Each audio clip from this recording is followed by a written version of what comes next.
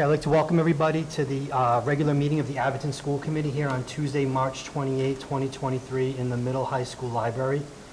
I'd like to ask everybody to please stand to salute the flag, and afterwards, please remain standing for a brief moment of silence for the victims in Nashville. I pledge allegiance to the flag of the United States of America and to the republic for which it stands, one nation, under God, indivisible, with liberty and justice for all.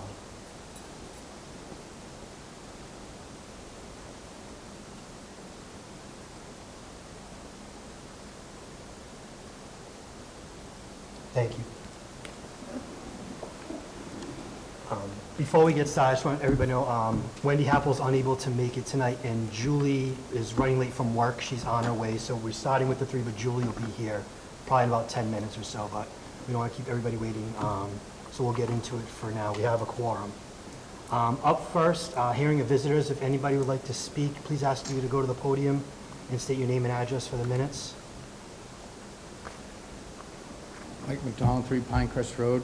I think it's appropriate, and given that the school committee has decided to disregard the most sacred Christian day of the year and Good Friday, I think it's appropriate that you hear from Scripture what our kids, the public sphere was never meant to remove God, and He doesn't have walls, and he will conquer.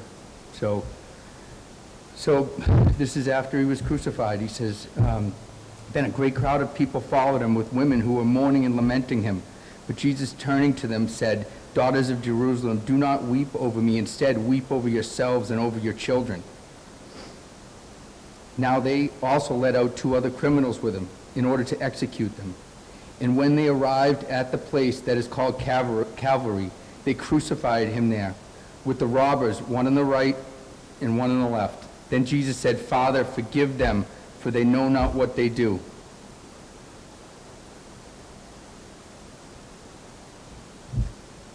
I mean, he wants to. I mean, He's asking for your forgiveness. He's asking for you to turn down away from this path of confusion.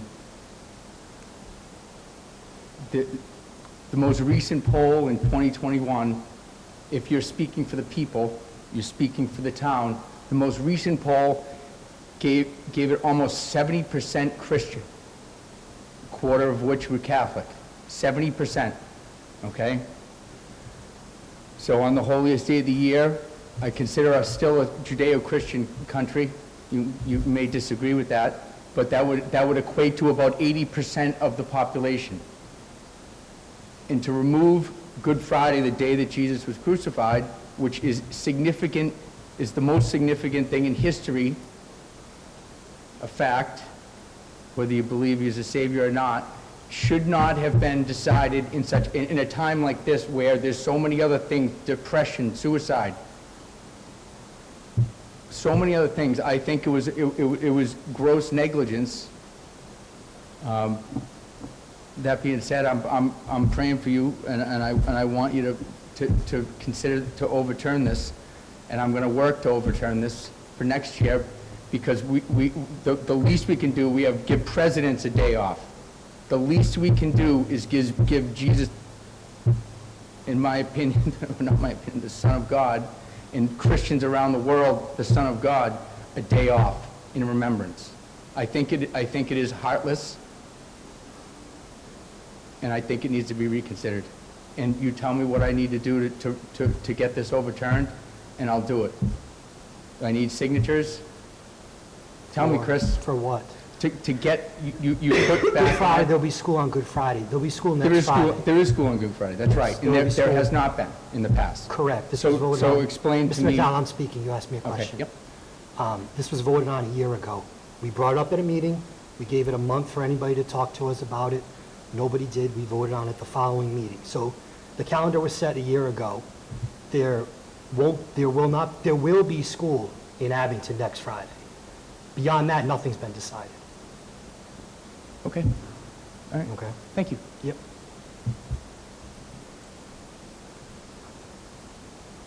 Does anybody else have any questions or anything to say? Thank you. Moving on is the next, the reading and approval of the minutes from our last meeting in February 28th. I know this was a detailed one, so if anybody has anything to add, or if there's something that's off, just feel free to mention it. And if not, when we're done, I'd be looking for a motion to approve the minutes as presented or amended.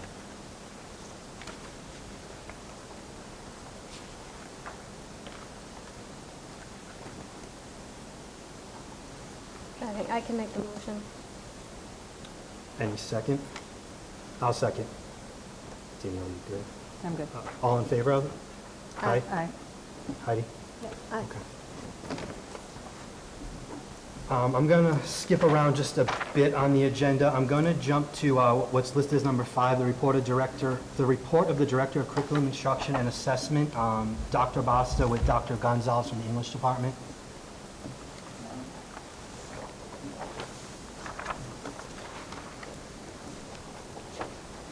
Good evening, everyone. Thank you for inviting me here. In this report, I've been asked to comment on strengths, challenges, some of the work we do with our students, and about recruitment for advanced placement. So that was the overview.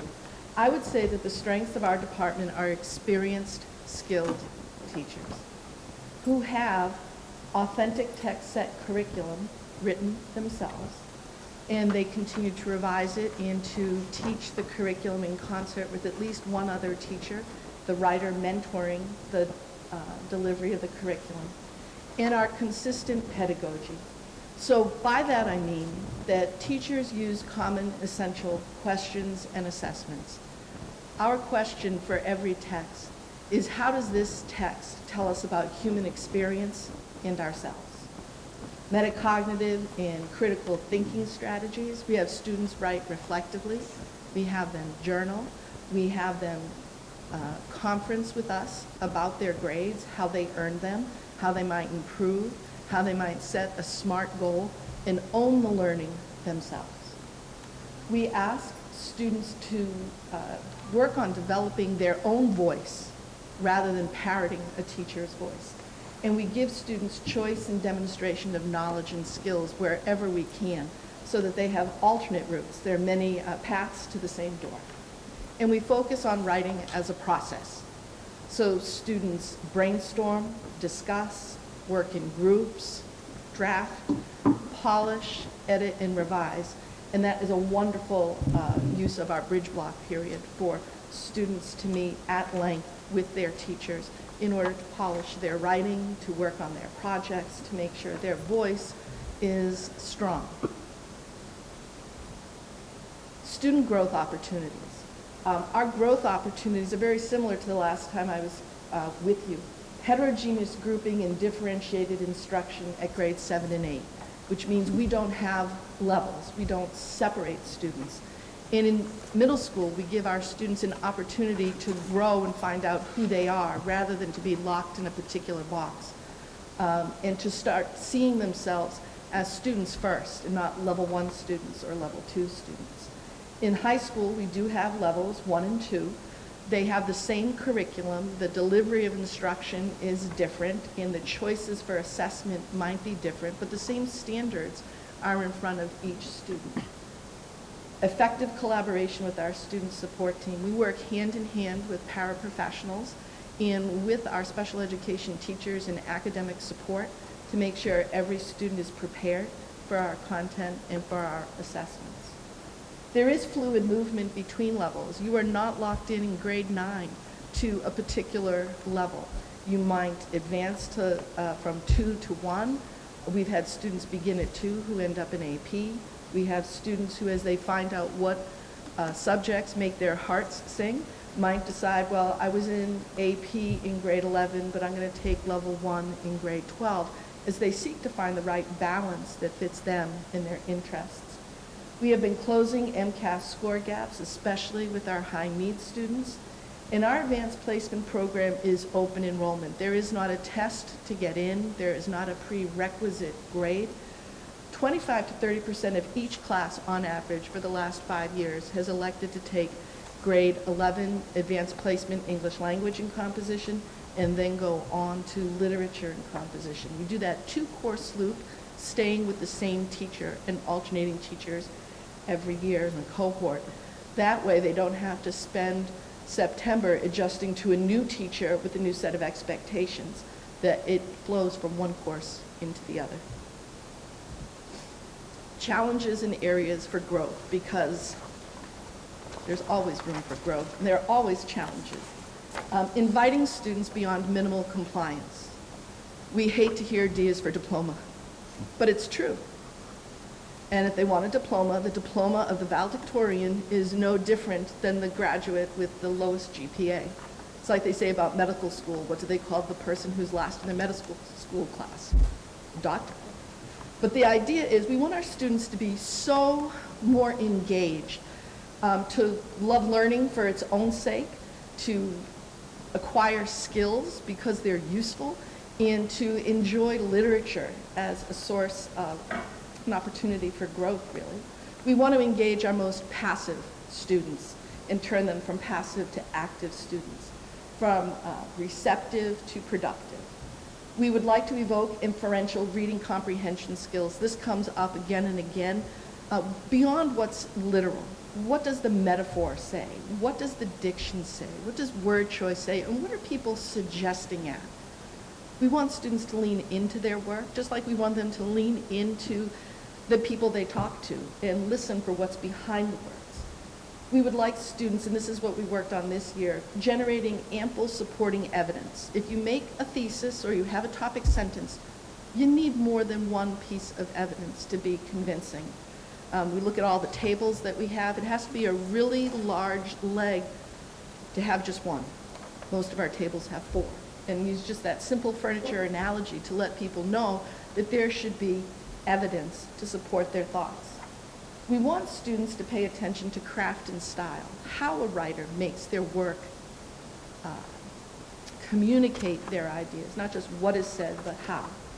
We are working to support our English language learners. And in the high school, it's a specific challenge because if someone is a teenager and new, and we are working on novels and memoirs, there is no vocabulary list long enough to learn to enter that text.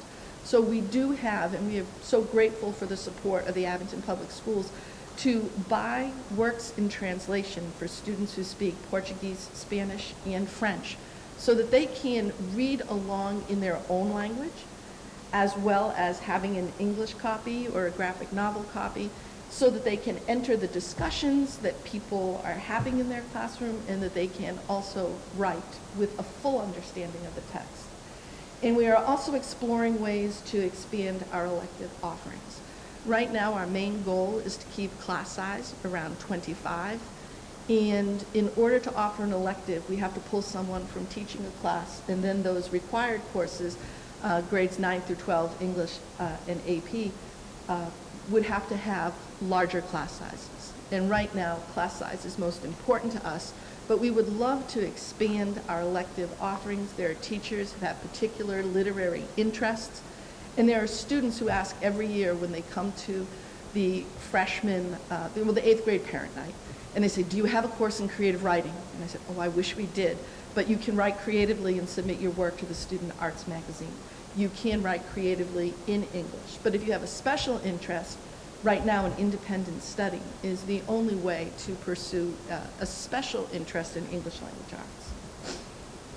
So we are working on progressing to standards, goal setting, and feedback. We'd like to get students off the number and onto what they've learned.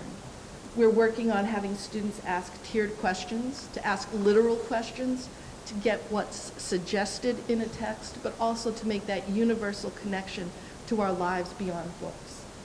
We find ourselves using documentaries and nonfiction articles to build background that students might not have, so they can connect their texts to themselves, to other books that they've read, and other texts. Use that word text broadly to mean articles, web pages, photographs, videos, documentaries.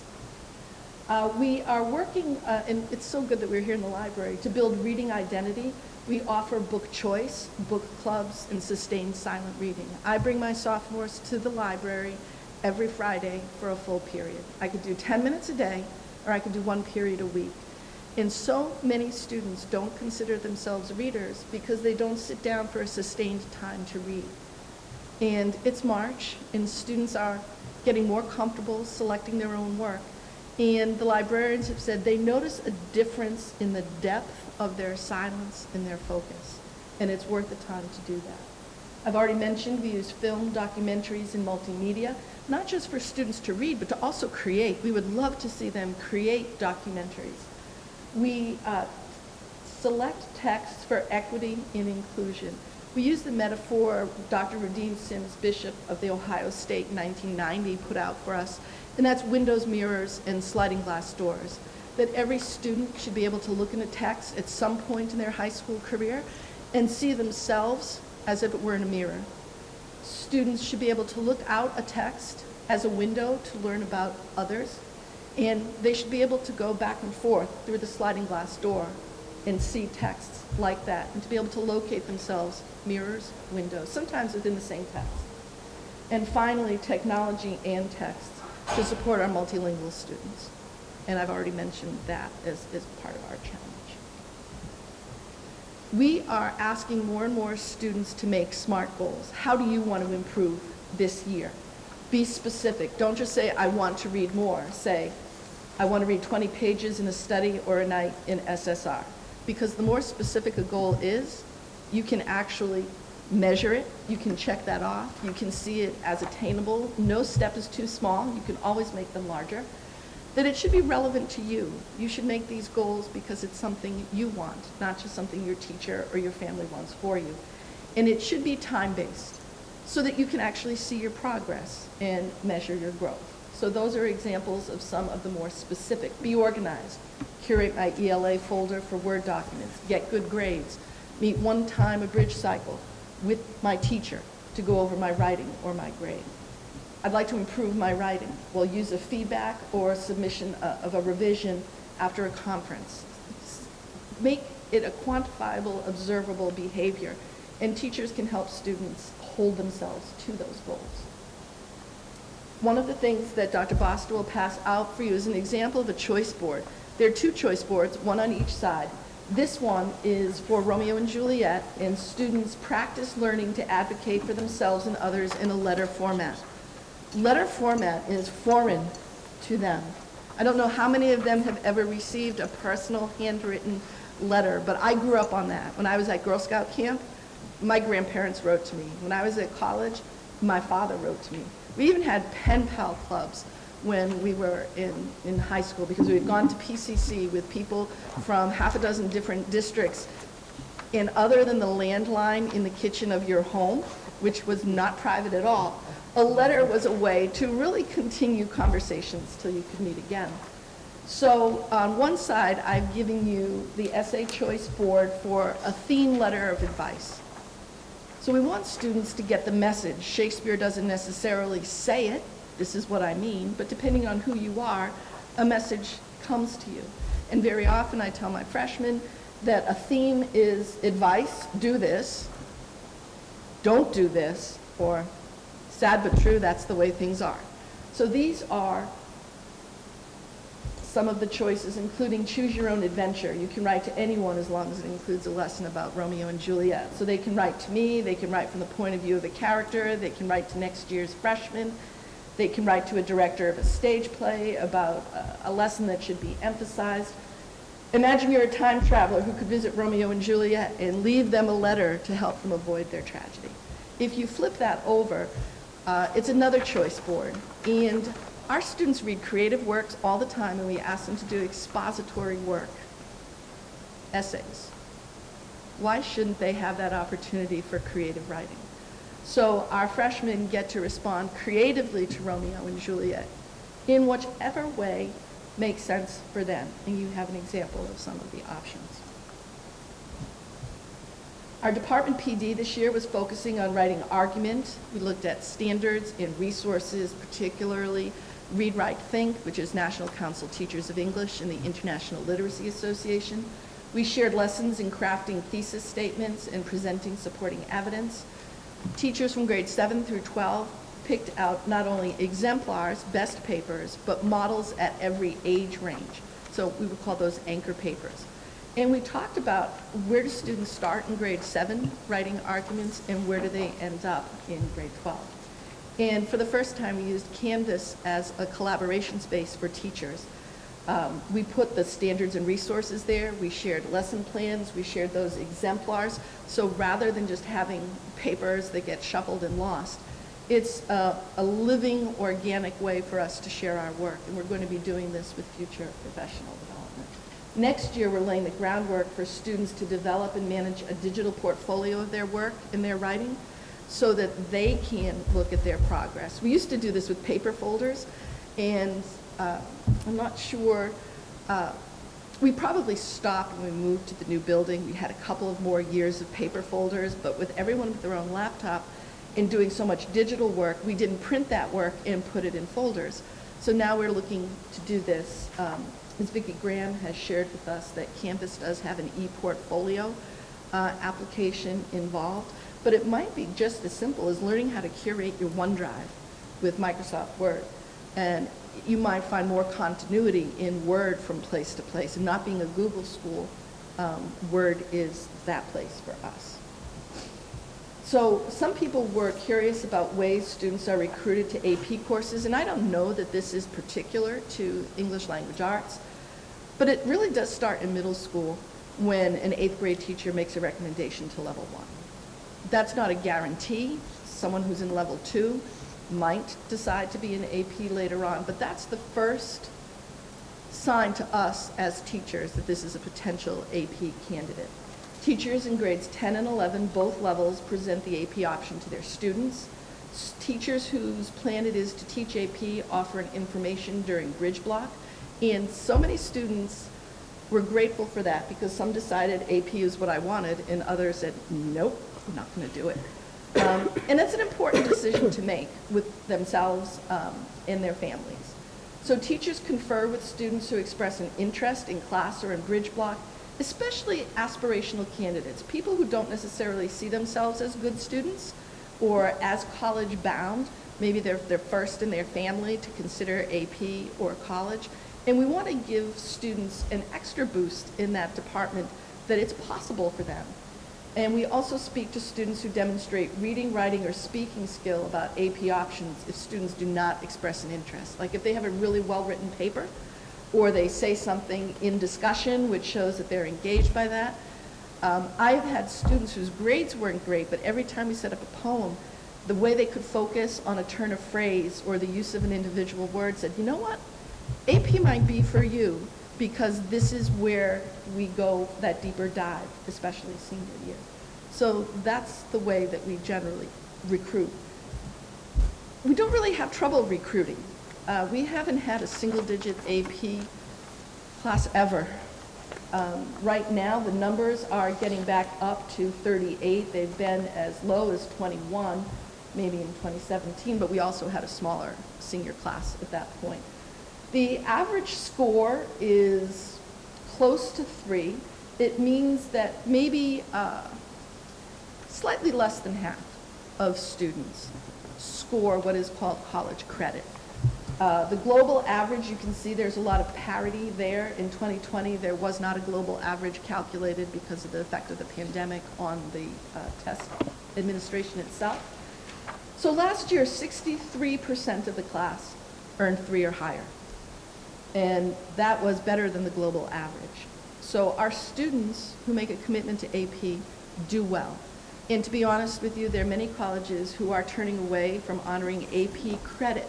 So it's really important for students to say, if you're going to skip freshman English, make sure that your college allows you to do that. But what it is more a sign of is seeking the most rigorous course. UMass Boston has lately not been accepting 3s but 4s, and are looking at a placement in a different level of English, but still taking a core English course, particularly if there's some kind of thematic benefit. So even the most competitive schools we see are now setting aside the SAT, they're setting aside AP, And just taking AP because it looks good is not the reason to take AP. It's because you have an interest in improving your reading and writing skills, and you have a desire to read and write a couple of years ahead of where you are, especially if you're a junior and you're looking at essentially a freshman college experience. This is English literature. This is what our seniors are doing. So 70% of last year's seniors scored 3 or better. It was slightly less than the global, but that healthy response to the AP score shows that post-pandemic, students are back on track. And you can see that's a big leap if you go back to 43, 47, and back to 70. So it's a strong response to a difficult task. And most people will tell you that is one of the most difficult things someone can do, to answer 50 multiple choice questions in about 55 minutes and write 3 essays in 2 hours. It's like the academic equivalent of a burpee. And most people would avoid doing it if they could, but it's a nice skill to have. It's very impressive. Most students in college will never write that intensely in a 3-hour period. And most English students will not take multiple choice tests on the college level.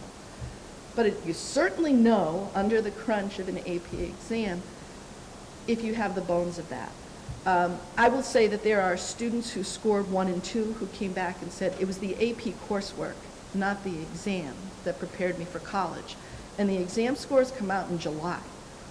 Grades have come and gone at that point, and they are already accepted to colleges based on their grades, not on the exam scores. So it's an experience to have.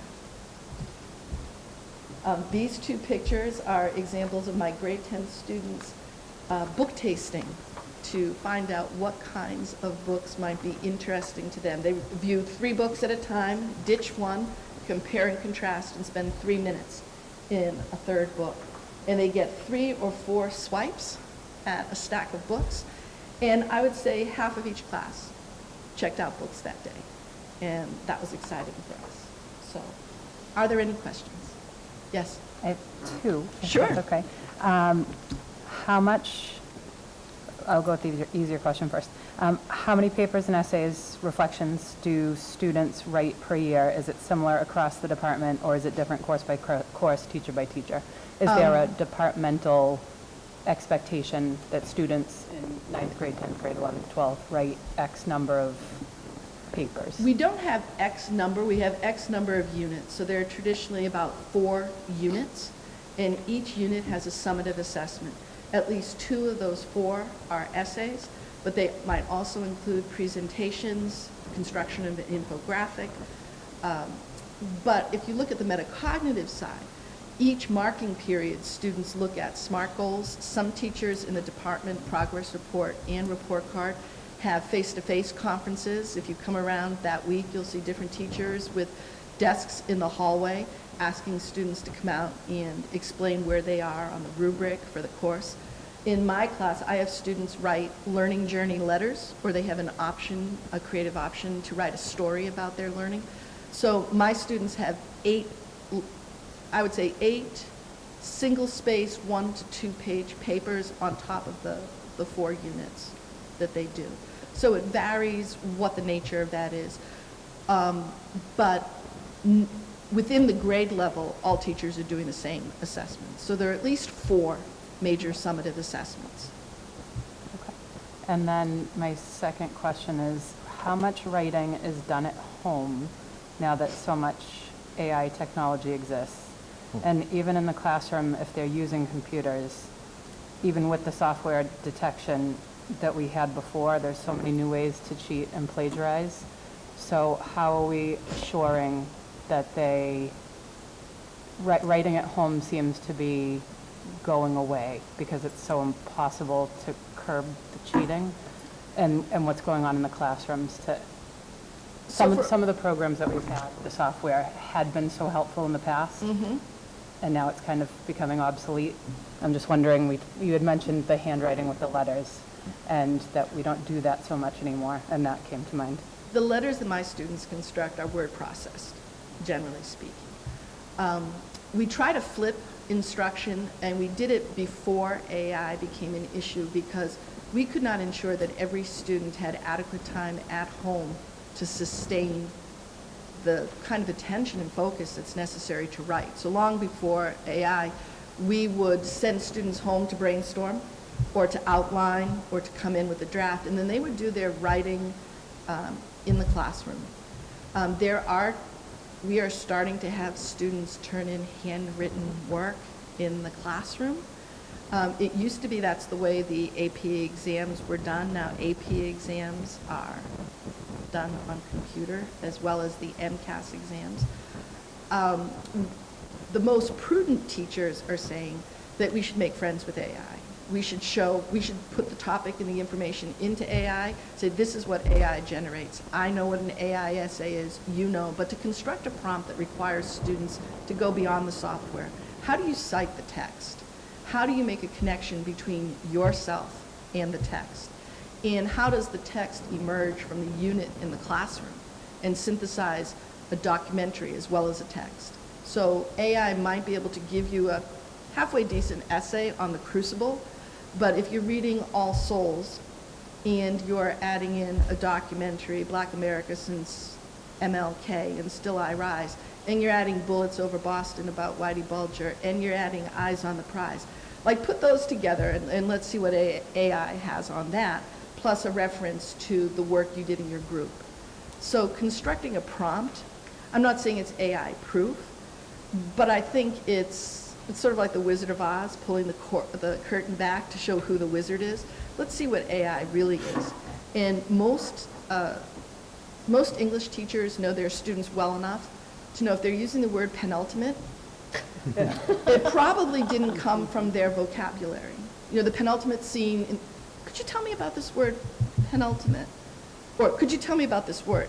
Can you say the word? But I would never necessarily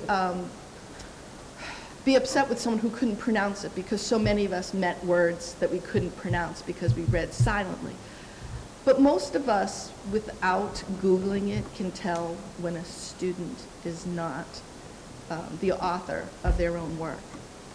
I think the more important thing to ask is, why do students cheat? And students cheat because they're focused on a number, they're not focused on the learning or the skill. And they want whatever that number will give them. And we want to create an environment in units where people want to do authentic work. And they know their own particular voice is what we're interested in, and helping them meet their own goal. If their goal is to get an 88, why'd you pick that number? What does an 88 mean? What do you have to do to get to an 88? Tell me more about what you want from your learning beyond the number. And that's probably the heaviest lift, to get students to not worry about the number, but to worry about what they know and can do, and how they can advocate for themselves and others, that they have a sincere, imaginative experience with a literary text. And if we put those things on focus, I don't know that AI will get us there. But thank you for asking about that. Thank you. I knew it was coming. Thank you. Two things, just out of curiosity. Sure. One, time and scheduling being what it is. I know that you were talking about, you know, your dream list. Aside from creative writing, what else, you know, what other types of things would be on your wish list? Some students, some teachers would like to teach technical writing in business writing. Some teachers would like to teach horror and Gothic fiction. Others would like to teach philosophy. Public speaking has always been a favorite course. Poetry writing and creative writing are there as well. I have a student next year who's engaged me for an independent study because she's working on her first novel, the first in a series. So, and there are others that just, wouldn't it be great to have an elective that's just one big book group? Yes, yes. You know, that students read a different book every month, and they talk about it or create from it. So those are among, film study is another one that's a traditionally an English department thing, but some of these could be hybrids in humanities, the philosophy. We have from history to Hollywood, but we can also go from, you know, the book to the screen. And we did have those before. But scheduling became difficult because expository writing, everybody wanted to take it in the fall to get their college essay, and and that's when our enrollment was really down too. So it was very hard to generate those singletons in enrollment. But those are among the Cool. electives. Thank you. It just sounds fascinating, fun, interesting. The other question is, because you hit on the AP, and I've been following, and I'm very well aware of how colleges are no longer throwing credit back at, or accepting the credit. How is this being discussed in your department, and are you starting to have conversations with students? Are students seeing this trend as well? And Students will come very honestly to their English teacher and ask whether they think AP is a good idea or not. And we're well versed in the fact that not every college that they mention wanting to go to will accept an AP score. So one thing that we've also done is the English department no longer requires that a student takes the exam in order to receive AP credit. The exam itself is over $100. And if you change your mind and decide not to take the exam, you have to pay $40 to get out of it. And if you didn't sign up to take the exam, you pay another $40 to get in. And it's much more to me about a sale of a product. And so for students who want a rigorous course, they're still going to be exposed to test-taking procedures because there is a preparation for the exam. But we encourage students to talk about it when they tour, when they interview. What is the college's position on advanced placement, and have that enter into their decision as well. thank you. I have a couple. Sure. First of all, I just want to, so the choice writing and reading, I think can make a significant difference in students' desire to do either. I mean, I have a fourth grader, and I have a seventh grader too, but the fourth grade, like I can see, able to, I mean, sometimes like, did you ever finish the other one? But always able, and just the idea of reading it, something that she enjoys and is engaged in, makes a huge difference. So like the choice boards, I think is an amazing idea. I want to ask you a quick question on the scores for the, and I think you mentioned that the literature and composition, like the large increase from, like the one more page down, the large That's increase, literature. 21 to 22. In enrollment or in scores? I'm sorry, so I can hit on this one So too. this is the scores. So Yeah. so the 247 to the 331, is that, I think you mentioned, just Yep. kind of coming out of the pandemic is one of the big attributes to that increase? Yeah, because at some point you had students who were in the hybrid, Yeah. and then you had students who last year, started masked and then didn't. So Yeah. 247 was the hybrid year, so there were fewer in-class Okay. hours. Okay. There were 2 in-class hours as opposed to 3 not. But once students returned to full classes every day, the scores lifted. And there were Gotcha. also 10 more students Yeah, who yeah. joined in. Awesome. Can I ask you one question on the page before that too? This one? Yes. Mhm. So I have a question we're talking on 2022. Yeah. So with 63% of the students earning 3 or higher, but our average being 2.7, are you seeing just a lot of just around 3? Or are you seeing, is there a decent amount of low scores to bring that average down? Something also changed here is the way the College Board scores an essay. If you've ever taken a College Board English course, that used to be a very holistic rubric. So did you answer the prompt?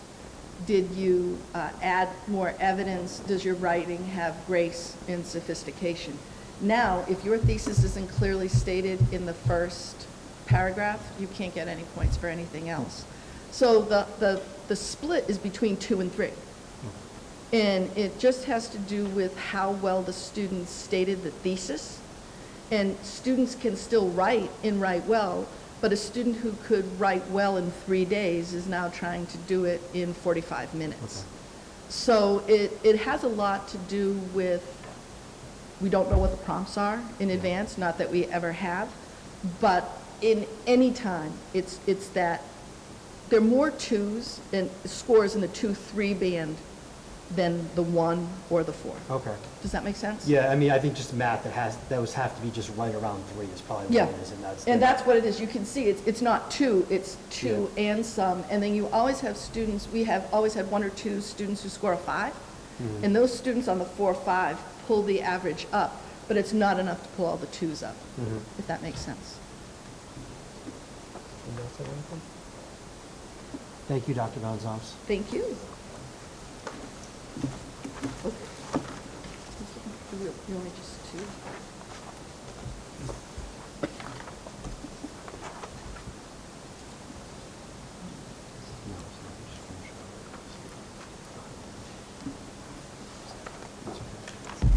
Hi, everybody. Hey, Chris. Quickly, I will remind you that the nomination form for the Chet Millett Junior Outstanding Teacher and Educational Support Personnel Awards is still posted on our website, and it closes on Sunday. We've already received a lot of nominations, but we like to see people nominating teachers and support staff who are providing excellent service to our students. In your packet, you have a draft of next year's school calendar. I'm happy to answer any questions you might have about it.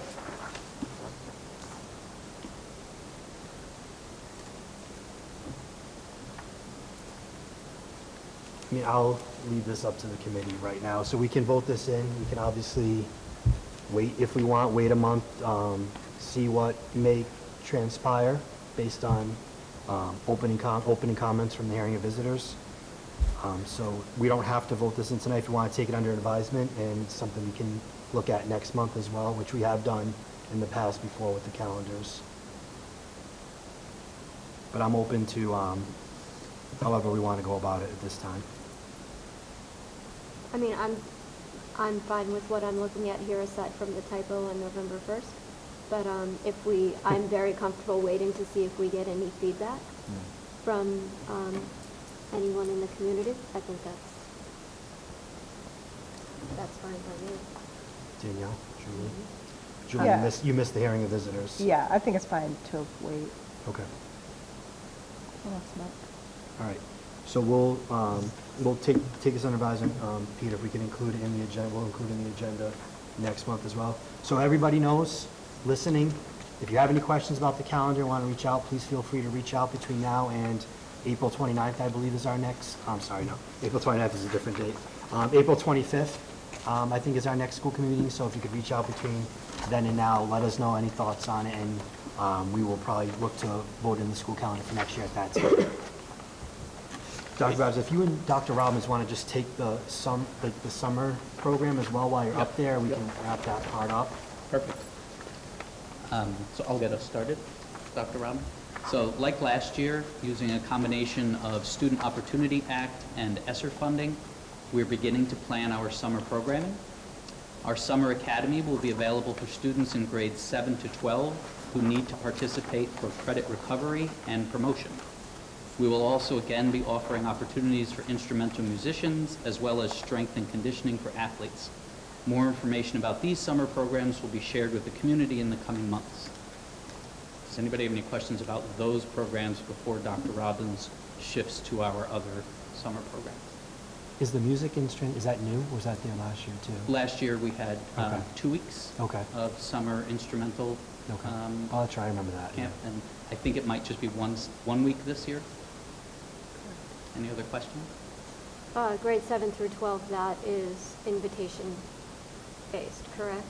Mr. Gordon, do you want to address Yeah, that? for the high school, it's students that fail within a certain range. I think you have to, sorry, do you mind either repeating that or? I can go off. Yeah. Come on over. Sorry. Thank you. So for the high school, and I It's assume 7 through 12. for the middle school, that students who fail within a certain range are eligible to recover credits in the summer for graduation of high school. Thank you. Does anybody else have anything for Dr. Bostic? Thank you. Dr. Bostic, thank you. Dr. Robbins, if you just want to come up and take that on too, and finish that part up, and then we'll loop back around. Mr. Bourne, thank you. Thanks, everyone. I'm just here to share a few notes on our extended school year program, which serves students with disabilities, and our ELE summer program, which serves students who are English learners. So starting first with the ESY program, again, serving students with disabilities. It's intended to serve students with disabilities who demonstrate severe, substantial regression. There are generally 11 weeks of summer, and some of our students with disabilities will arrive back in September with a larger skill gap between themselves and peers than when they left for the summer. So that's why the extended school year program exists. It's a federal mandate and part of the IDEA, special education law. Some just quick details for you is that the program offers 60 hours of service. That's divided up over 16 days, each day lasting 3 hours and 45 minutes. The program, just as it's done the past few years, will take place at 201 Glenwood Way. All the staff who've been working have really enjoyed that, just given the nice materials and the nice temperature here at 201 Glenwood Way. This program serves students in grades pre-K through 8. There are some students grades 9 through 12 and beyond to age 22 with disabilities in Abington who do receive summer services, but they participate in contract programs such as the North River Summer Work and Learning Program. Eligibility for this program is determined by IEP teams, and generally what happens is students participate in small groups that incorporate both literacy and numeracy and math instruction while emphasizing students' individual needs. Like what aspect of literacy do they need to work on? What aspect of numeracy and quantitative reasoning do they need to work on? Additionally, related services are available. This includes communication through a speech-language therapist, occupational therapy, and physical therapy. Just some goals of the program this year are just to increase flexible scheduling among our middle school students, because that's just where we notice a slight enrollment drop-off. So we just want to get more students under the idea that the more the merrier. No one really wants to be in school in the summer, so if there are more folks around, there's more, nicer moments for the students. And additionally, we want to increase the number of community trips available to our students in our life skills program. That's something that we did begin last year, which included a trip to the library and a trip to Timberlands. Just some final notes on the extended school year program are parents with eligible children will be notified of the specific dates shortly before April vacation, and then shortly after April vacation, we'll send a survey to parents to see who actually intends to send their children. Because we do find that not all eligible families send their children, and grouping and having the right staff number is so crucial to the success of the program. We want to know precisely who's going to attend. And then just some really quick notes on our English learner program. So of course, this program is intended to serve English learners starting in grades kindergarten and going up through grade 12. It's primarily intended to serve those English learners with limited English proficiency. How we determine eligibility is by we look to those English learners who are still attaining scores of level 1 or level 2 on access testing, and we also get recommendations from the ESL teachers who know the children well, and some children may have had disrupted learning in some way or another during the school year. While students are here, they'll participate in English as a second language instruction and academic enrichment. Last year, we offered 4 sections, a K to 2 section, a 3 to 4 section, 5 to 8, and 9 to 12. There were 60 students eligible last summer and 34 attended. So those are the details of the programs. Are there any questions that anyone has? James, I don't have any questions, but just like every year, like I say, I think it's a phenomenal program. Obviously, it's benefited my family for about 10 years now. And it keeps on getting better, so thank you to everybody for running it. I know staff coming into summer, but it's phenomenal because of the biggest thing to me is the student-teacher ratio, and it's just able to focus solely on more children that need it during those 4 weeks, so thank you. Anybody else? Thank you. Thanks, Dr. Robbins. All right, we're going to jump around again. Mr. Bourne, you're getting skipped. Report of the Superintendent of Schools. Mr. Schaefer? Thank you. So my report is actually fairly brief. I get the pleasure of introducing someone to you in Abington that Abington already knows, because Melanie Siddiqui has been working in the school system and doing very successful, highly effective work.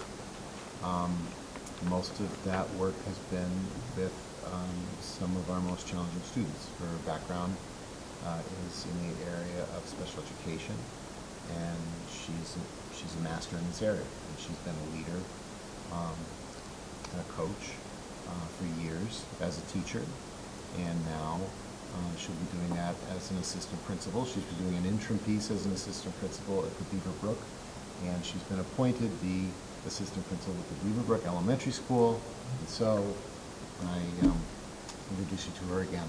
I guess you already know her. So. Melanie, you want to come up and say something? Congratulations. Congratulations. Yeah, I mean, thank you again for the opportunity. I'm like super excited to be one continuing and advancing my career for the Abington Public Schools, but equally and more probably excited about continuing my work with the families and students and staff at Beaverbrook. So that's all I can say. Thank you. No problem. Thank you. Congratulations. And also thank you to the committee and the people who are part of the screening and the vetting of candidates that helped with the process, and in which Melanie rose to the top. Thank you for volunteering, Julie, for that process. All right, now we're going to jump back to page 1. Number 4, new business.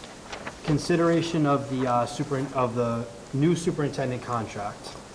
So just to give everybody some background, at our last meeting, it was unanimously approved to name Dr. Michella our next superintendent pending successful negotiations. The school committee had two executive sessions to go over different things. Julie and myself were the negotiating subcommittee. We met with Felicia, went over some details. There was some quick back and forth on some last minute items. And I am pleased to say that, we'll find out in a minute, but all of the school committee has seen this draft, the final version last week. We were all good with it. I don't want to speak for Wendy, she's not here, but she was good with it as seen at the time. The only thing I want to let everybody know is if you saw this online, there were some typos in the case of, there's some language that's pretty standard that was in Mr. Schaefer's contract that we moved over, and we forgot to change he to she, and things of that nature. So if you see it online, the only difference is that what we have in front of us is we fixed those typos throughout wherever it had a male pronoun, now has a female pronoun. So that's all I have.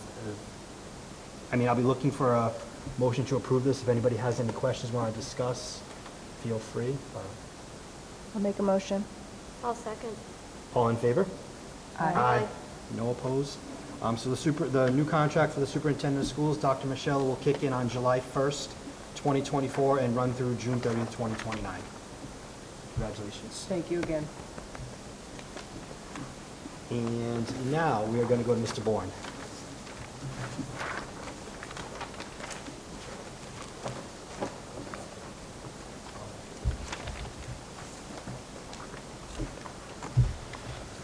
Hi, good evening. I have two functions here. I feel like I'm going to start to walk out before I mention Belize. So Heidi, I know you'll make sure I mention the trip before I leave. Yeah, I please. tend to be a little bit more zeroed in on the school improvement plan for Abington High School that I have in front of you here today.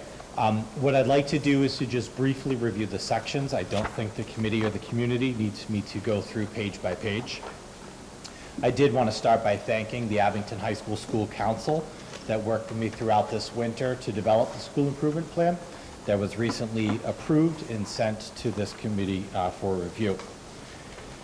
One of the items I wanted to jump to, I know this community and our committee tends to focus on the student achievements, and I didn't know if there are any questions about any of the particular student achievements before I get into the substantive components of the school improvement plan. Okay, seeing none. So where I'd like to spend some of my time with you today is reviewing some of the items from last year's school improvement plan. We had two goals. The first goal was advance the vision of the graduate as the centerpiece of the Abington High School academic experience. It's a little weird to speak of in the past tense because it was just a couple weeks ago, but we had our professional development on March 7th to formally introduce the concept of high-quality performance assessments to our staff. And that is the next natural progression with the vision of the graduate, which I know this committee has heard me say on multiple occasions. We are still looking for communication or an opportunity to formally communicate this plan by and large with the community, to be developed with the community. One of the other indicators of growth on this was to attend Model Schools Workshop that NEASC had typically put on pre-pandemic. They did not put on that Model Schools Workshop this year, which was unfortunate. That having been said, we've learned there's not too many schools moving as far forward as the vision of the graduate as we might be. So there really weren't too many other schools to look at to learn that. The NEASC office did physically move their office, so I think that occupied most of their time this winter. The second school improvement goal from last year was to develop and expand the skill set and repertoire of the professional staff on cultural proficiency in the building and the classroom. That has been ongoing as well, and there'll be another workshop this Thursday to enact that in the school. So that would include our ongoing work with Dr. Khalees Warnham on becoming a culturally proficient educator. We'll be having PD this Thursday to look at our syllabi and course expectations for the next year, to incorporate some best practices for how we can involve a cultural lens to invite more students into the academic success of the school. Also in conjunction with a common read, we have used culturally responsive teaching in the brain. There's one section on there that speaks about how to create expectations in a classroom environment that welcomes in all students. This year, and we will probably continue going forward, to use school-wide professional practice goals on becoming a culturally proficient educator. Those have received a tremendous amount of positive feedback from our staff, and it helps contain and focus the professional development work and the work that the staff members do. This year, we had two student-led groups, student-generated groups, that also speak to advancing cultural proficiency in the school. That would be the Black and Brown Student Union and the Girls Empowerment Movement, or GEM Club. The school also sent a student delegation, a faculty delegation to addressing hate in sports at TD Garden on December 8th, 2022. And 6 students attended the MSAA Diversity, Equity, and Inclusion Summit at Holy Cross in January of 2023. Mr. Serino, the athletic director, Superintendent Schaefer, and I are tentatively scheduled to attend an MIAA conference on addressing hate in sports. And we are also looking to send a contingent of students to Weymouth High School's Diversity Summit in the first week of May. So we're very pleased with that growth there. Any questions on last year's goals? Looking ahead to the goals for the year ahead, one is to identify opportunities to implement high-quality performance assessment connected to the vision of the graduate. And our second goal is to revisit and define the philosophy and utilization of Bridge Block to best serve the academic needs of students in meeting course standards and the vision of the graduate. So school improvement goal 1 is referring to identifying opportunities to implement high-quality performance assessments connected to the vision of the graduate. What you may have heard in segments or parts from Dr. Gonsalves' presentation is quite congruent to the work that we as a school are looking to. And as the title suggests, what we are trying to do is take the next evolutionary step in moving forward with our vision of the graduate. We have identified indicators of what we'd like students to be able to do. And our next goal is trying to figure out opportunities that we can give feedback to students and their families on how students are doing on those skills and mindsets. I'd like to be able to give the community for example, these are very nascent ideas, and these ideas are growing and budding within the school right now. So what we aim to do at this time next year, or perhaps before the close of next school year, is identify where some of those assessments, what they look like in pilot form, would be for the school year 24-25. So that is the big work ahead. High quality, just as it sounds, really speaks to being tight on the criteria for success. And as I think you heard from Dr. Gonsalves sharing a very similar message of getting work done beyond good enough or passed in to being really valuable, for the assessment and the path to get there to be a journey and valuable in and of itself. A lot more work to do on this from our front. Like I said, we had our first initial conversation as a staff on March 7th, but there is a lot of interest in that in the building. Any questions on that goal? I was going to ask if you could give an example, but I appreciate you calling that out, so. I can. It is just, it can be a bit big, but I think one good example, if we could pull from advanced placement, English. Students start the year off doing a very comprehensive essay on J.D. Salinger, his works, and comparing his works to some novels. And it is a process where students write, they reflect, they get feedback, they write, they reflect, and get feedback. And that really speaks to a little of what a high-quality performance assessment is really being tight and clear about what the standard needs to be met, and that it involves iterations and students getting really the emphasis is on feedback to improving their output till it meets our standards. Okay. As opposed to, hey, yeah, great, give me a 60. D's get degrees, kind of to shift that mentality Okay. a little bit. No, That's about the closest example. That makes I sense. can No, I give. get, I at least, yeah, get a concept of it, so thank you. You're welcome. Where are you looking to, kind of what are your parameters for how we want to develop this overall, if that makes sense? It does. And so I think the best way I can conceptualize this, when we reached out to someone who did a training with our staff, we had about 8 staff members attend a training last spring on high-quality performance assessments. They came out of that very energized. When they reached out to that provider this summer to move us along to the next step, they asked kind of a binary question of, do you want students to do graduation by portfolio, or do you want their journey to be a variety of really good high-quality assessments? And I said, I think the latter, but I think we could actually choose both, and that's maybe a different story too. So where we're looking right now is, as we develop new curriculum, is we're looking for opportunities to apply some of these aspects to that newly developed curriculum. One of the places that I'm optimistic we can do that is in the world history curriculum that has been developed throughout this year and aims to be developed throughout the summer. And I think some of the things you'll see are opportunities for voice and choice for students, as opposed to kind of marching chronologically through world history, is looking at world history thematically. And like you see with the choice boards, giving students opportunities to show what they know and what that output looks like, but being very tight on how well that needs to look. So multiple iterations of work until it meets a standard. That's one place. As you can imagine, Dr. Gonsalves and his department are ready to be early adopters as well. And so this will be something where it kind of pops up in places, so that imagining a student's 4-year journey down the road, they will have had several of these assessments scattered throughout their career. And students and teachers and parents will be able to look forward and know some of these signature assessments through their journey. I don't know if that answers your question.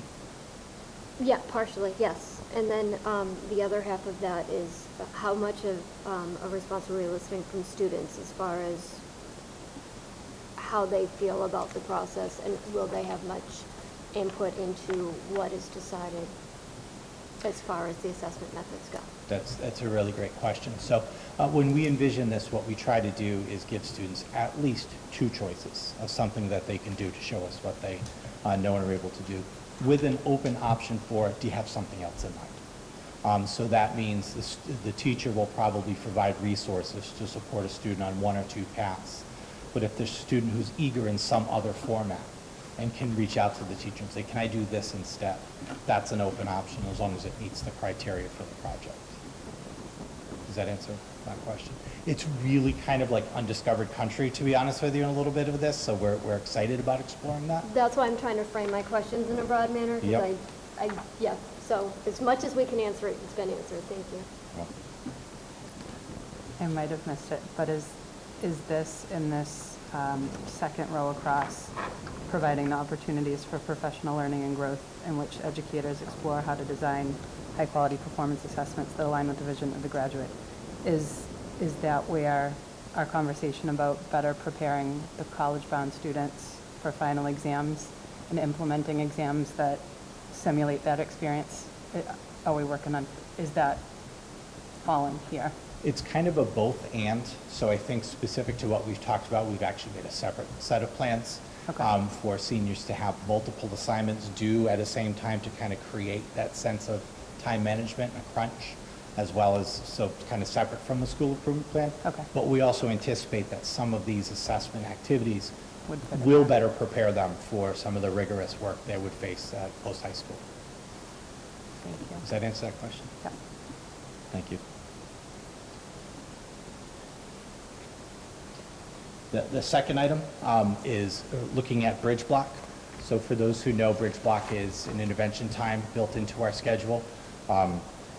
Basically, it is in year 3, interrupted by the pandemic, which is kind of thematic to a lot of the work that we have been moving here at the school, both with the Vision of the Graduate and Bridge Block.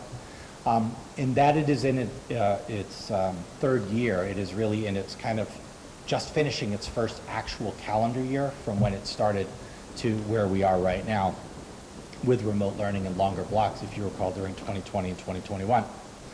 We are just trying to revisit how it came to be, how it gets used in the school. We know there's an opportunity to improve how students gain access to teacher support and how teachers are able to utilize that time in a more targeted way. So this is just an opportunity to take a closer look at how it's being used, when it actually happens during the day. Does it need to be modified? Could it rotate? There's a variety of different options where this can go. And so Ms. Casey is the new assistant principal, will kind of be taking the point on this in addition to the software we use to schedule students, which what we have right now works. It's always user-friendly, but it does work. And so it's trying to align kind of both things, that if we expect students to hit a certain mark of proficiency, where do we create the time to support them with that? And I think, again, similar to what you saw from Dr. G, this workshop feedback piece, we feel that Bridge Block is the prime opportunity to do that, and trying to line up how those supports happen to help students meet their success. It can be a bit of a free period for a lot of kids, and we think there's some opportunity to use it better, if I could be so kind. Yes. Just a comment, I'm really, really glad for the reflection, and we can always be more impactful and productive.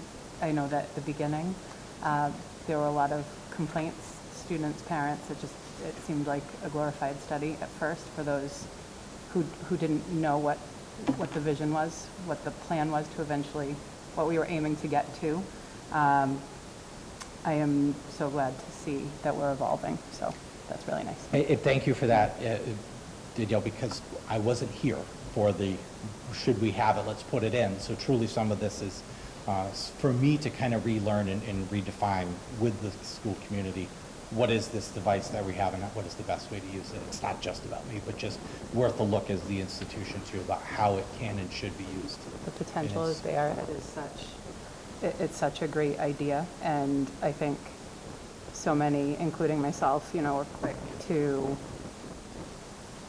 assume that it was all going to be great from the get-go and that we were going to know how to do everything right and perfect. And it takes time. So I'm really glad that we're reflecting, evolving, and getting better.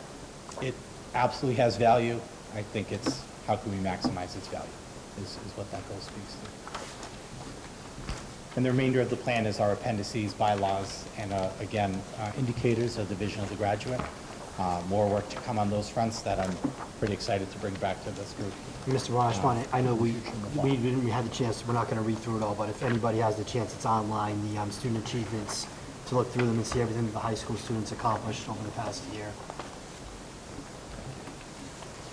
And pending this group's feedback, it would also go on our school's website as a link as well to review. And can we just thank the faculty members, the parents, the students, everyone who sits on the school council. I've been on a couple different school council committees now, and there's a lot of thought that goes into it. It's a lot of work, and I don't know that people always understand the amount of discussion and thought and time that goes into committees like this, and these really do drive. So thank you to everyone who took the time to do this, because it's not always easy.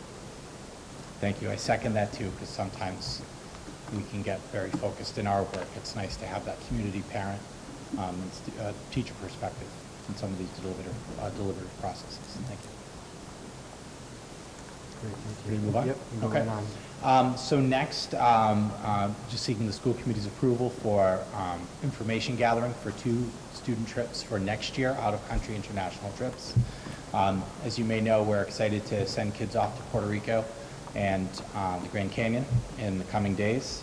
The same group is looking to set up at least one trip for juniors and seniors to Belize for February.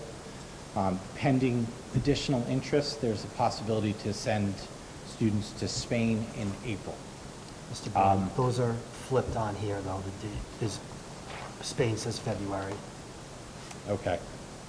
I may have that. I have Spain as April on mine, so, Okay. okay. That's what I was going for. Yeah. But I think Belize in February, Spain in April. If not, I'll make them change because Spain is Okay. beautiful in April. Okay. And Belize is beautiful all the time, so that's where that goes. There isn't a specific underclass trip planned for next year. The Grand Canyon trip is off and running. We found with underclassmen, there's a lot of initial excitement, but there's this signing up in pods, and if a friend drops out, there are 3 friends that go with them, and then that drastically increases the price for the other folks committed to that, where we found over time, juniors, seniors kind of free agent go, maybe with a friend, and they're kind of unfazed by who comes and who goes through that process. So chaperones are set for Belize. There's at least 1 chaperone for Spain, and more could be added if there's additional interest. I asked Miss Daisy that these 2 trips wouldn't necessarily kind of steal from each other, that there tends to be enough interest for both. So kids aren't saying like, I'm going to do both, but if kids are going to Belize, they're going to Belize. If they're interested in another trip, we would offer Spain. But right now, Belize is the one that folks are excited about. And we used Grand Classroom for this year. And one of the philosophies, having done student trips before, that Miss Daisy and I agree with, and Grand Classroom supports, is a very busy hiking, walking agenda with not a lot of gaps of time. And Grand Classroom does a really nice job of keeping people moving. There's a service component in addition to like in experiencing nature, hiking. There's a piece where it's, I think, is it Chichen Itza, Mayan culture? Yeah, Tikal, sorry, in Guatemala. Yeah, I didn't get invited to that one, but that's okay. We'll work on that. So they really are nice trips through Grand Classroom. We've been very pleased so far.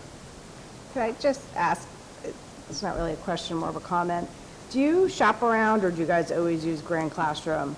Because I have to be honest, like, especially, I don't know much about Belize, but I can tell you for this Spain trip, to me, these prices are outrageous. I took my entire family of 5 to Barcelona in August for 5 days, and we probably spent maybe a little bit more than this. It's just so, I know that it's only targeted for a certain amount of people, but it is so exclusionary. So I don't know, A, if there are fundraising opportunities or if there's some sort of scholarship fund, because otherwise you see the same kids from the same families going every year. I mean, that price is just prohibitive for, 99% of the students. So I don't know if there are other options or if there are other trips being considered that are lower price for kids who just can't afford. I mean, Barcelona is great. I went to most of these places and would recommend it to anyone, but to me, these prices they're outrageous, honestly. Thank you.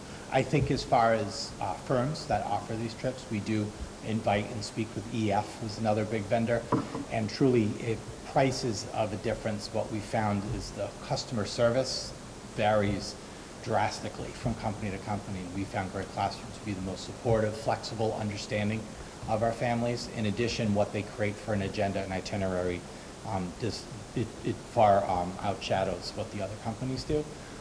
Either way, the price is still prohibitive, and to speak to that, that is something where we are very clear and hope to make sure that price isn't an issue for students, to either help those students going fundraise or to reach out to some of our community partners who have helped students going that. But your point is absolutely taken, that not everyone can afford these trips. That having been said, these international trips, as you know, are amazing for students, and this would be to seek that information, but the point is absolutely taken. I'd just like to add that from running a few trips in the early 2000s, I think we ran one in 2005 and 2006, and even back then it was almost $3,000. It's super expensive. No, I understand. And- Just again, yeah. I know Barcelona's really cheap. Like, I when we will were there, also the wait meals to are take my really kids. cheap. I mean, Without So I pay. was just a little Yeah. shocked to see Yeah. this price, to be honest. I think most companies are kind of within that range. The school trips are really expensive. Question? They don't allow you to haggle, do they? I think what they do is, again, these prices are based on student interest. So as that fluctuates, the price, more kids, the price goes down per student. We can, certainly bring back and say, lower the price, and sometimes they do, sometimes they don't. But I will tell you that, and I'm going to get the anecdote wrong, but in sharing with Miss Daisy, some of the other firms, if a kid wants to drop out, there's this form and that form and this note and that note, and we'll give you a $500 voucher for a future trip, where our experience with the Grand Classroom has been, oh yeah, no problem, we'll take care of it, like in a phone call. And those are things for our parents and communities that do that. They really appreciate that level of like, we'll just take care of it. That's reasonable, sounds good, all set. So those are some of the things that, if it is, an amount more expensive than EF, what we have found, or other vendors, we have found through, and I'm speaking for Ms. Daisy, that this group to be much more responsive to our needs. And in addition to designing a better trip for our kids. So, Mr. Bourne, you're looking for us to kind of almost give our okay for Belize and Spain at this time? Yes, so Okay. that is just for information, so Okay. that, the teachers can start putting out interest-based meetings. Okay. Pending approval Okay. for both. So can I ask, so this is the request is to vote to approve the trip itself, because historically, what we were concerned about is that if we start putting information out and the trip isn't approved, if the trip isn't approved It's in going the too far future, down, yeah. we're going too That far makes down sense. the road Yeah. without approving the trip. So I just was looking for, make sure we're clear there about what the vote is. Yep. Yeah, thank you. And if there isn't enough interest in Spain, it wouldn't happen. Right, If there I isn't got it, enough yeah. interest But in pending Belize. this vote, if you have the interest, you go. Can Yes. I just, because I feel like we sat here about a year ago and talked about Puerto Rico and the Grand Canyon, and one of the things that was discussed was, for the next couple of years, sticking closer to home. I know that that was one, until, are we more comfortable now? Is that what we're saying? Because I was a little surprised. I felt like they were saying, Puerto Rico and things like that for now, until climate's kind of settled. So, or was I the only person who? You are not. Okay, You were just just wanted asking to be like sure. the absolute wrong person, because I am happy to go pretty much anywhere around the planet if Oh, there's an me too. adventure involved. Yeah. So, and I do know Belize, not personally, but through other people that have traveled there, is a relatively safe and well-organized trip in a well-organized country. So I think we expect a really good landing there, as well as obviously Spain and most of the European Union nations. So I think this is a bit of a stretch, like wing spreader, Sure. to see more opportunities. I just didn't want to have a scenario where we sat here and said, yep, that sounds reasonable, and then a year later act like we maybe didn't talk about that. But as long as it's, travel is a wonderful thing. It's an educational experience, and if people can afford it, go for it. But If I could, from our experience with previous difficulties around the globe, when you're committed to go on one of these trips, if there's an area of danger, we're talking about world, conflicts around the world, geopolitical things change every day. These companies have no interest in sending a tour group anywhere near harm's way. And they are they have so many trips and so many different networks going to so many different places. They move you around, offer alternatives very quickly, because they don't want to necessarily just give you your money back, and they don't want to send you into a war zone. They'll manipulate the situation to find you a safe place to go as an alternative. That's historically what's happened. Obviously, with things like pandemics, there's no 100% sure. But I know there were bombings in Spain a decade, years ago. I'm showing my age, maybe it was 10, 15 years ago. But they moved people around to make sure they were safe, so they were nowhere near those areas. Thank you. And I mean, if that happens again, or if, I put our trust in, you're not going to send, if you know of something, or the pandemic, something were to happen with that, it would obviously, that would be an overlay of anything we decide right now anyway, so. And we have experience with that, unfortunately, right? Kidding. yes. Also, sorry, if there was interest in an underclass trip, a domestic or continental U.S. or Canada trip, after speaking to 8th and 9th graders, we would just be back to this group to speak to that. But Okay. it doesn't, Yeah. we'll have to precluded. see where that Yeah, So no. these are both junior, senior trip Correct. only? So at this point, if there's no further discussion, I'll be looking first for a motion to approve the junior-senior trip to Belize in February of 2024. I'll make a motion. I'll second. All in favor? Aye. Any opposed? Okay, Belize is good. And the same way, I'll be looking for a motion to approve junior-senior trip to Spain in April of 2024. I'll make a motion. I'll second. All in favor? Aye. Any opposed? Mr. Bourne, thank you very much. Thank you.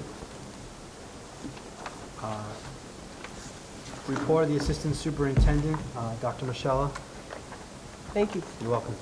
You should have in front of you a PowerPoint, some budget updates on, thank you, Dr. Bosco. On Monday night, April 3rd, is the Abington Town Meeting here at the auditorium at 7 o'clock. In anticipation of town meeting, we've been working with the town manager and the town accountant to have a consensus, and who's also the finance director, to have a consensus budget going into town meeting.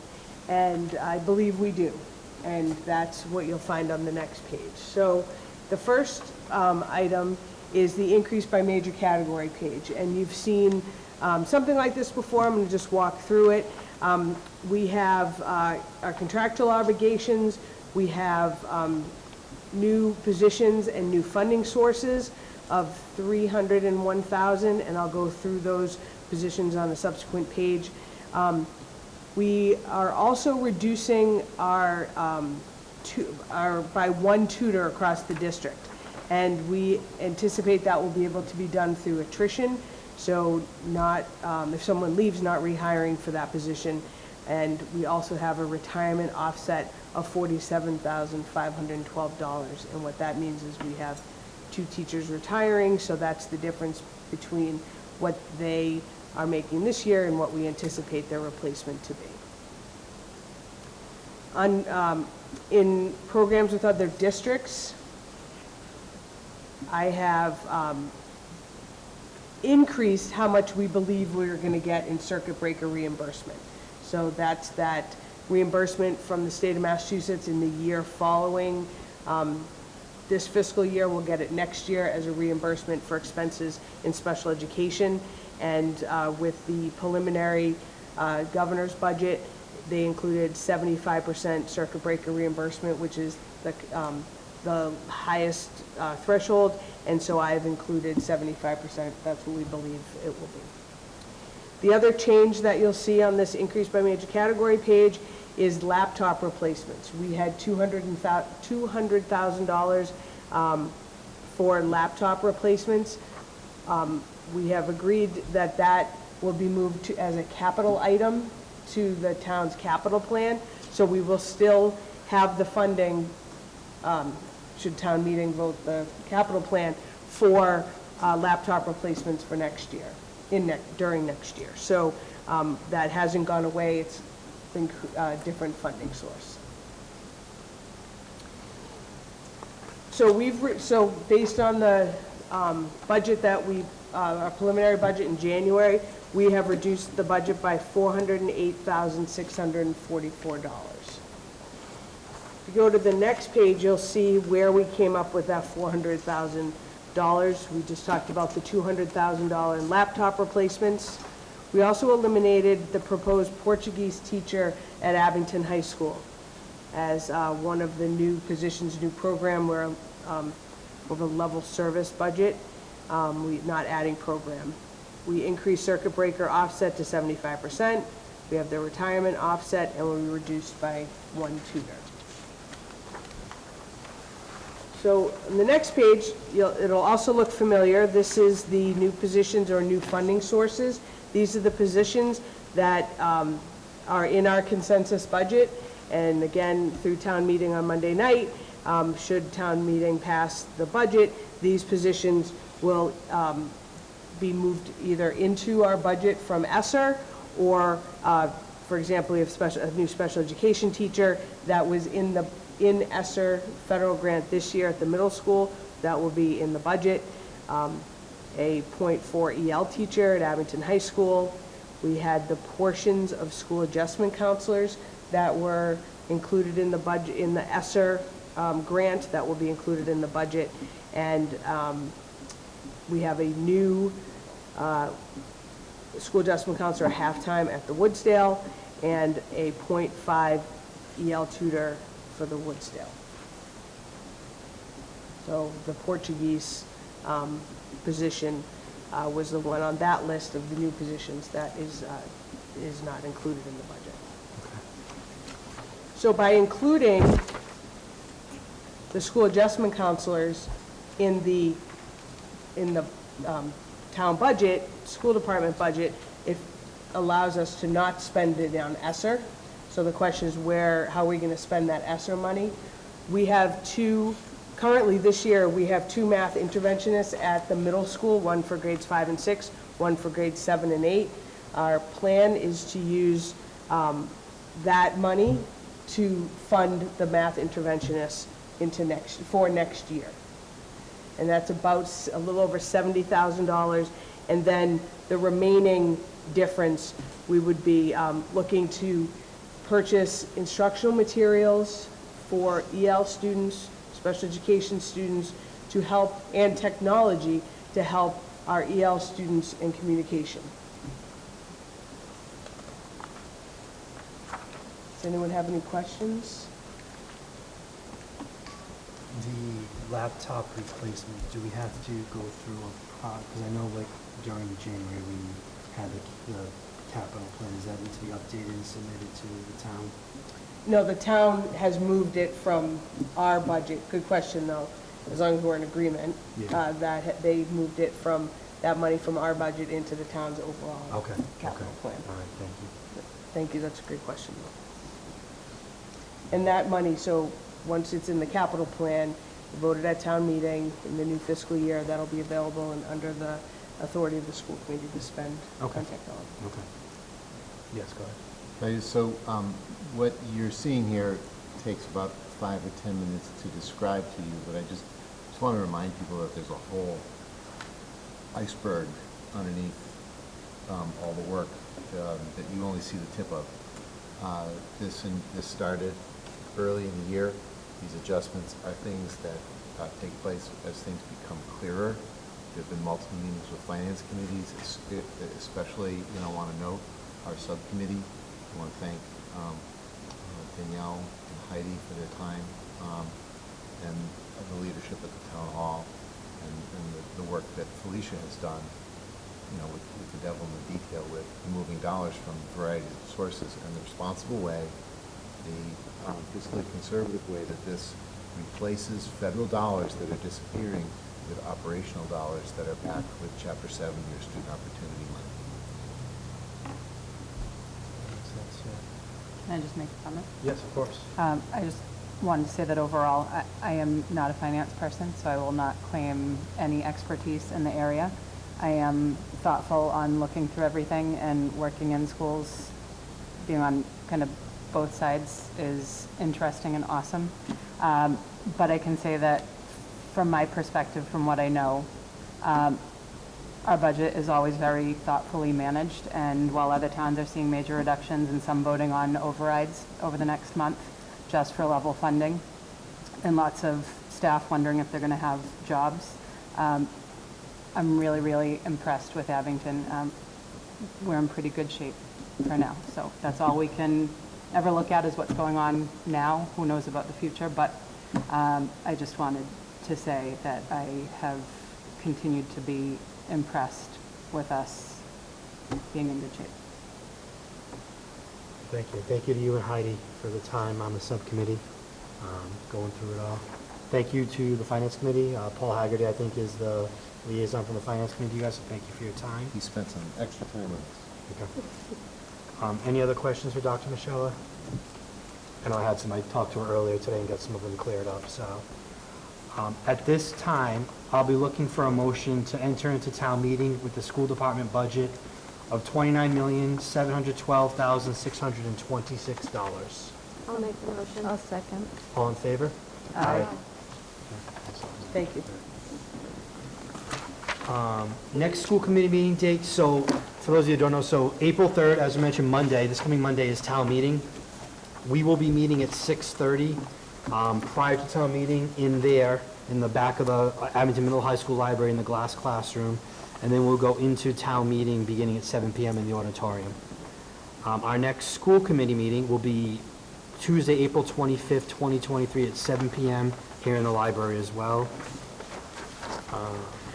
Just some dates to remember. First off, one that's not on here because it didn't come out until like Monday. Tomorrow evening, the unified basketball team will be playing at 5:30 PM, and it's going to be a special game versus the staff, as East Bridgewater cannot be here, so that'll be taking place tomorrow in the gym at 5:30. Thursday, March 30th is an in-service early release day. Monday, April 3rd, the town meeting. And then Monday, April 17th through the 21st is spring vacation with the school offices and buildings closed on the 17th for Patriots Day. Did you have anything else? Can I do one Yeah. more? And Danielle's going to hate me for asking this, but she's going to get it right. Our other Danielle, the Deirdre Zaccardi Award, the volunteer award, was reopened and The extended. 6th. Is it Yeah. still open? It's still open, April Can you 6th. just Yeah. make sure we tell people Yeah, about so that? the Deirdre Volunteer Award was, I don't know if it was reopened or just extended It was anyway. extended, yeah. Yeah, until April 6th is the deadline to submit any nominations for that through the townwide PTO. No problem. So with that, I'll be looking for a motion to adjourn. I'll make a motion. I will second it. All in favor? Aye. Aye. Thank you very much.